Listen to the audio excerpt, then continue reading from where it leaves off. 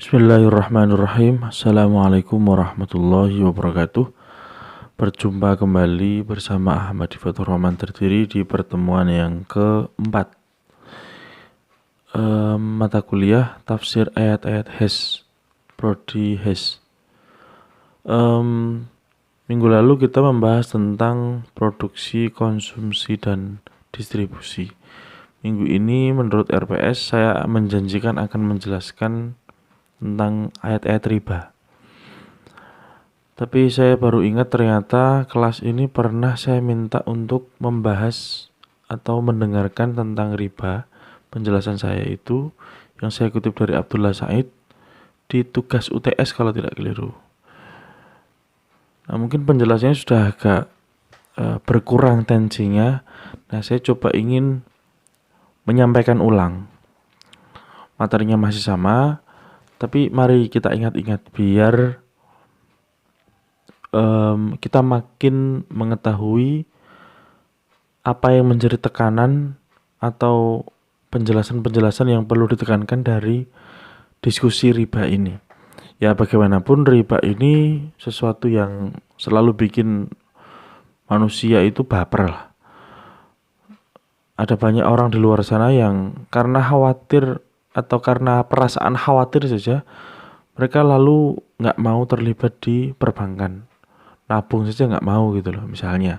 Jadi mereka benar-benar murni yang sifatnya mungkin nggak liquid kayak emas. Jadi uang ada, tapi bukan untuk disimpan di bank, tapi dibentukkan dalam bentuk emas, diinvestasikan dalam bentuk emas, sehingga itu mengkhawatirkan sebenarnya. Di titik tertentu itu mengkhawatirkan.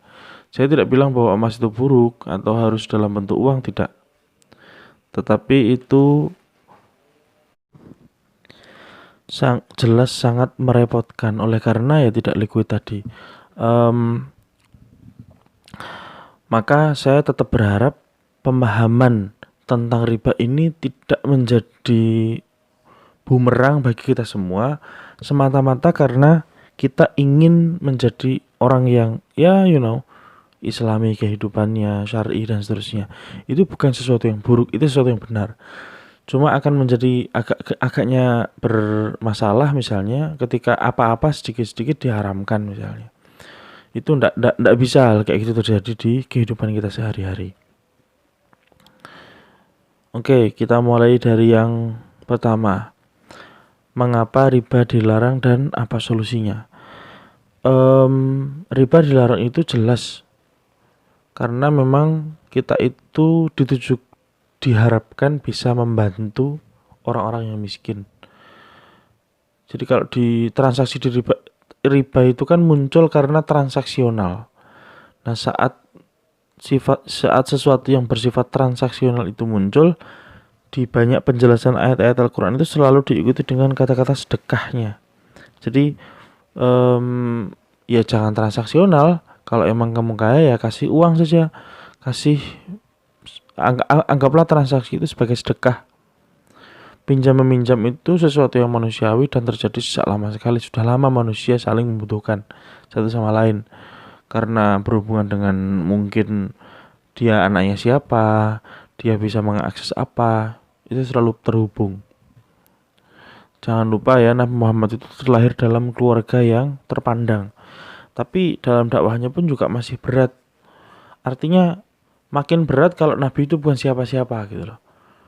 Nah, maka Islam ini sangat mengayomi, meminta kita untuk melakukan hal-hal yang sifatnya voluntary, yang sifatnya berbagi begitulah, meringankan saja.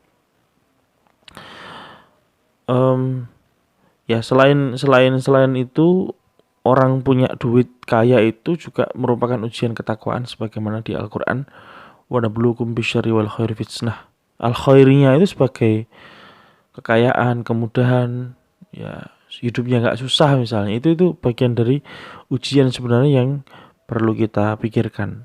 Jangan sampai kita lupa diri, lupa bahwa semua hal yang kita miliki itu milik Allah Subhanahu wa taala. Kan kemarin di penjelasan tentang produksi itu kan ya kita cuma user aja jatuhnya.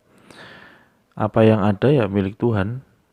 Ya kita cuma dapat manfaatnya aja. Nah, saat itu berada di genggaman kita, ada hak orang lain di sana yang perlu kita sedekahkan. Makanya kita perlu berbagi, alih-alih kita mungkin mengambil untung yang berlebih. Nah, riba ini saya anggap sebagai untung yang berlebih. Riba itu kan berdasarkan az-ziyadah, tambahan. Tapi tambahan ini kan bukan keuntungan ya. Jadi kalau misalnya kita punya transaksi, kita untung itu kan bukan tambahan. Itu ya uang lelah, uang transaksi, gaji, apalagi keuntungan, dan itu wajar. Tapi rasa-rasanya az-ziyadah yang dimaksud tambahan itu lebih ke tambahan yang bukan pokoknya. Nah, maka bank-bank sekarang menurut saya sudah lumayan bagus.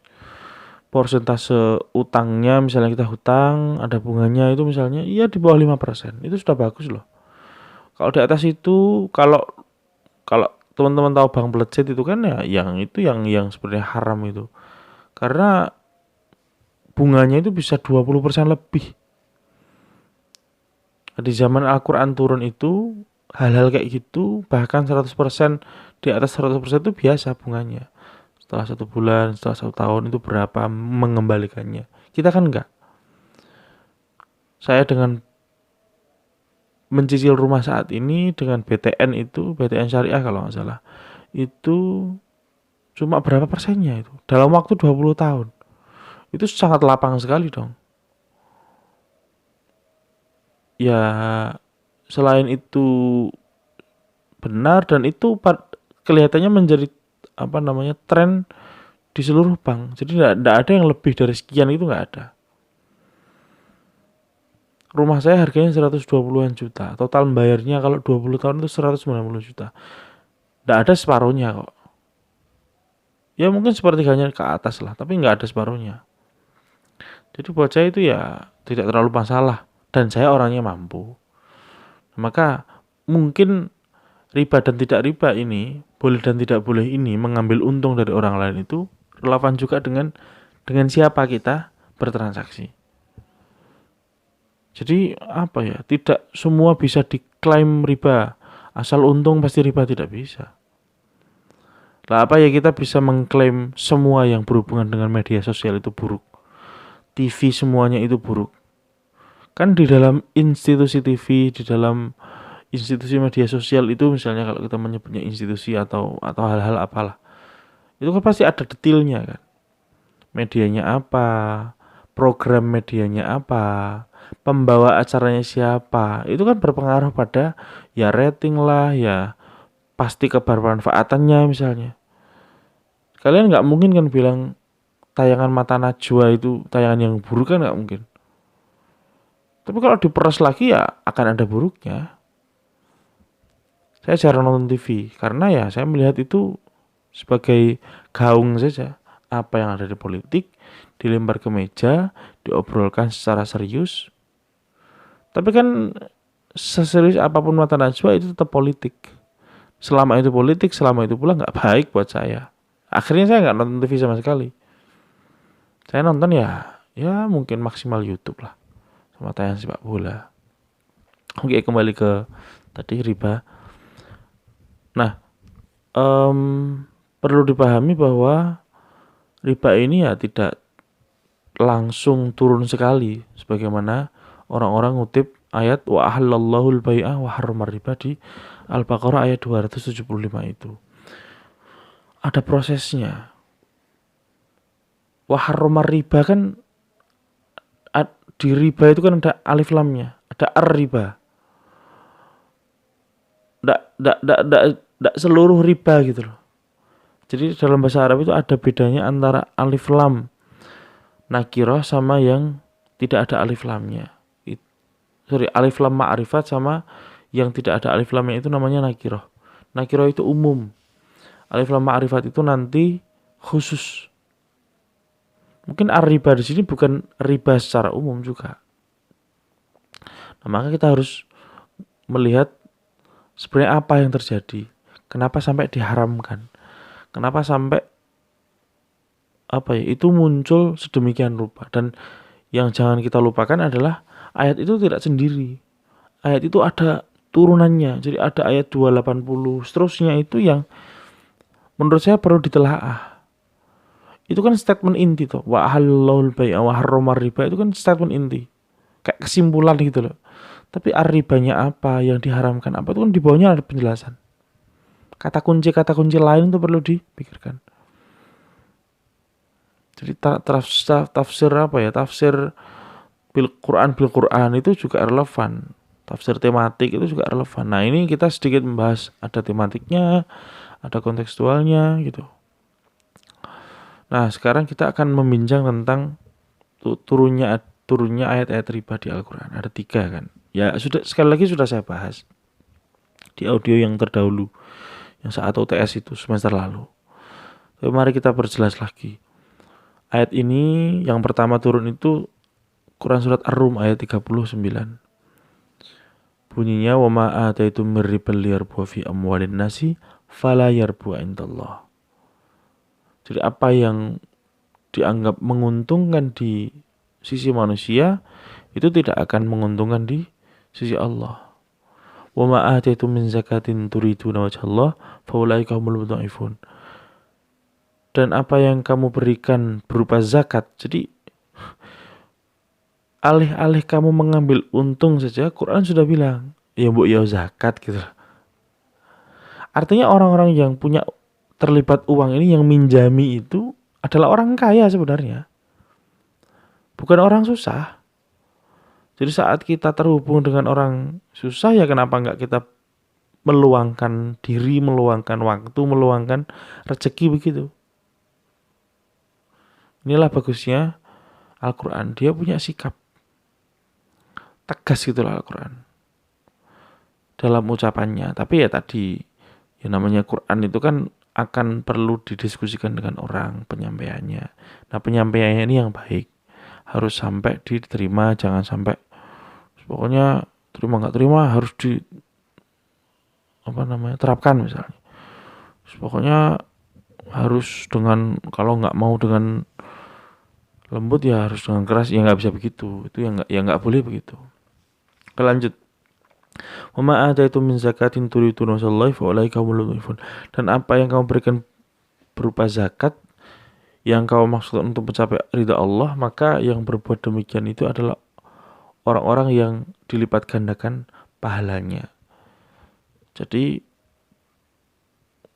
alih-alih mengambil untung yang berlebihan, kenapa enggak memberinya saja?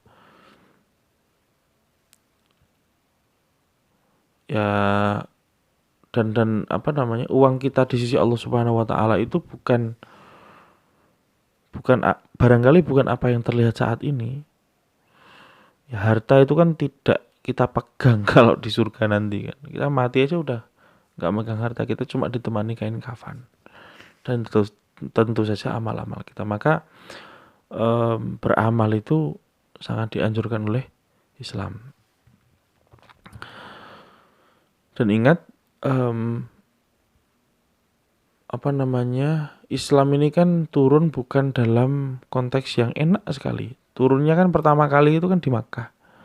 Ya Makkah ya begitu. Diskusinya orang-orang di sana itu salah satunya yang paling kuat itu tentang transaksi ekonomi. Quran itu banyak loh tentang ayat-ayat ekonomi.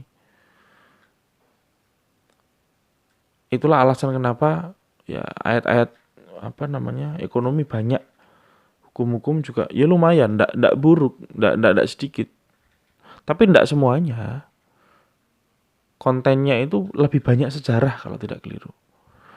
Sejarah-sejarah yang bisa kita renungi, nabi-nabi. Oke, itu ya. Yang pertama, surat Ar-Rum ayat 39.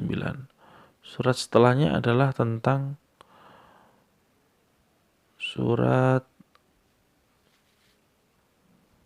sebelumnya ini. Jadi kalau dilihat tafsir tematiknya, jadi antara ayat 39 yaitu ayat 37, 38 lalu 40.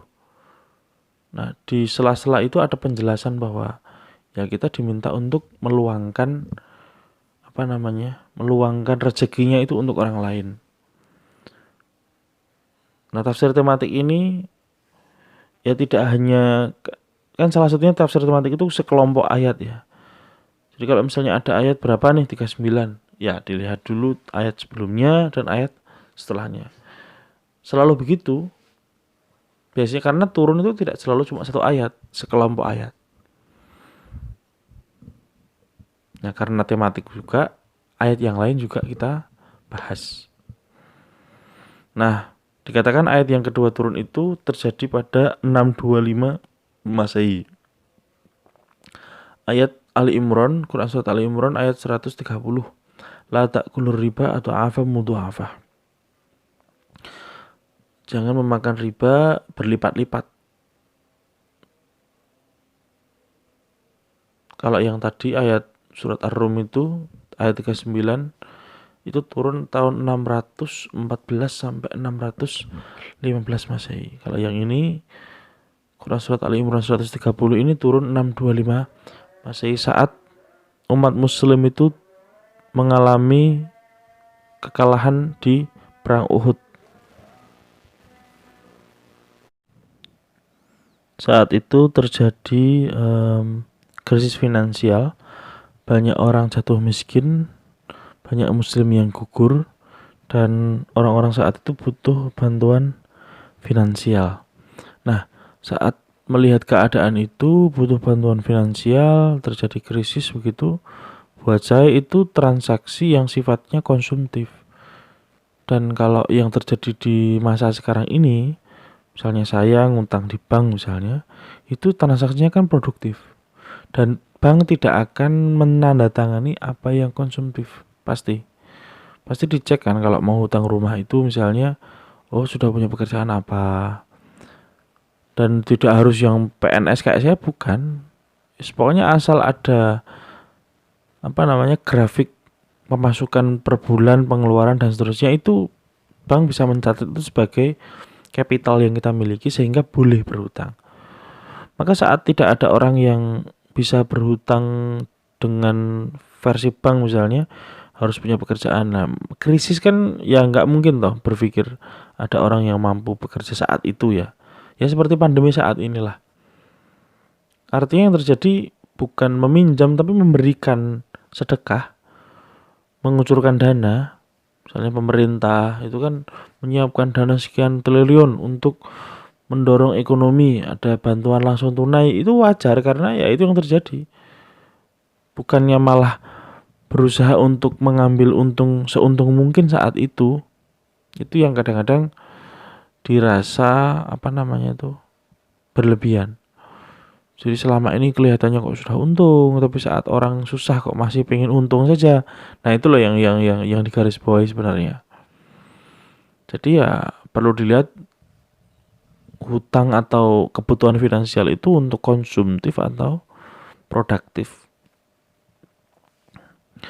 Nah, kalau konsumtif ya saya rasa ya tidak bisa diberlakukan sistem keuntungan-keuntungan. Kalau perlu ya dikasih, jangan dipinjami. Kalau perlu ya, tapi dipinjami pun itu sudah lebih baik. Nah, di ayat 130 ini Quran surat Al Imran digambarkan di ayat 33 dan 34 itu ya kita diminta untuk bersedekah. Wasari'u ila maghfiratin mir rabbikum wa jannatin 'arduha as-samawati wal ardu uiddat lil muttaqin alladzina yunfiquna fis sarra. Mereka yang menafkahkan hartanya dalam keadaan lapang dan sempit. Ya pokoknya kita diminta untuk bersedekah dalam keadaan apapun. Nah, apalagi dalam keadaan di mana orang membutuhkan dan kita punya. Jadi sebenarnya Quran ini mengajak kita untuk mengasah batin kita yang mungkin keras kepala, tidak mau lapang dengan orang lain. Misalnya orang kayak saya, dosen yang mungkin otaknya pekerjaannya itu berhubungan dengan otak. Berbagi ilmunya salah satunya ya dengan diskusi, meluangkan waktu. Tidak akan ngasih uang juga, saya juga termasuk orang yang menengah ke bawah secara finansial. Mungkin punya, tetapi untuk Oh ini revisi rumah, perbaikan rumah. Oh ini untuk nabung. Dan saya sehari-hari juga bukan orang yang hedon. Duit ada cuma untuk ditabung. Nah, yang muda-muda ini kan konteksnya, yang butuh supply semangat pengetahuan. Kemarin ada mahasiswa datang, dia diskusi tentang skripsinya. Belum di proposalkan, seminar proposalkan belum. Tapi saya kasih masukan, oh gini. Ngobrolnya panjang berjam-jam. Ya alhamdulillah banyak yang selesai. Itu mungkin ya kalau itu ditarik ke apa namanya itu pekerjaan jasa konsultasi apa misalnya itu berbayar. Tapi kan tidak mungkin itu saya terapkan. Toh saya luang dan saya mampu. Dan yang konsultasi dengan saya orang yang saya kenal, mahasiswa misalnya. Jadi itu apa namanya? Itu yang diwejangkan oleh Al-Qur'an kepada kita semua. Agar mau meluangkan waktu, tidak mengambil untung yang berlebih, tapi boleh kan mengambil untung itu. Suatu hari misalnya saya cas apa namanya? Konsultasi berapa puluh ribu satu jam misalnya, berapa ratus ribu per jam misalnya, nggak apa-apa. Pembicara semacam sekelas Renal Kasali itu 2 jam 20 juta loh. Jangan salah. Itu beberapa tahun yang lalu. Mahal itulah, mahal. Oke, baik. Selanjutnya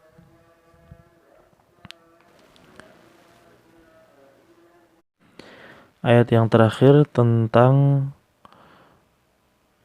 surat Al-Baqarah ayat 275 sampai 278. Itu turun di Madinah 5 tahun kemudian, 630 Masehi. Itu panjang banget tuh. Alladzina ya'kuluna riba la yaqumuna illa kama yaqumul ladzi yatakhabbathu syaitanu minal mas. Sampai bawah. Termasuk penjelasan la tadzulimuna wa la tudlamun. Jadi kita itu jangan sampai dalam transaksi jual beli itu atau untung-untungan itulah. Itu jangan sampai mendolimi. Ya. Jangan sampai mendolimi. Apa namanya? Ini surat apa? Ayat 279 sampai 280. Ada kata kuncinya la tadzulimuna wa la tudlamun. Ya balance aja jatuhnya. Kalau nggak tega ya nggak usah diambil untung. Kalaupun diambil untung ya dilihat-lihat siapa orangnya. Kira-kira begitu yang enak tuh. Dan kalau misalnya kesulitan ya diundur waktunya saat membayar. Nah, ditutup dengan wa antasaddaqu khairul lakum in kuntum ta'lamun. Jadi kalau kamu bersedekah, apa yang ditransaksikan itu dijadikan sebagai sedekah, itu yang lebih baik untuk kalian semua. Jadi Islam di hampir seluruh ayat itu semuanya tentang sedekah. Kemarin kan juga disampaikan minggu lalu tentang lan tanalul birra hatta tunfiqu mimma tuhibbun. Tidak akan mendapatkan kebaikan sampai orang itu menyedekahkan sebagian dari apa yang mereka sukai. Nah, harta, uang itu kan apa yang mungkin disukai orang lebih dari apapun.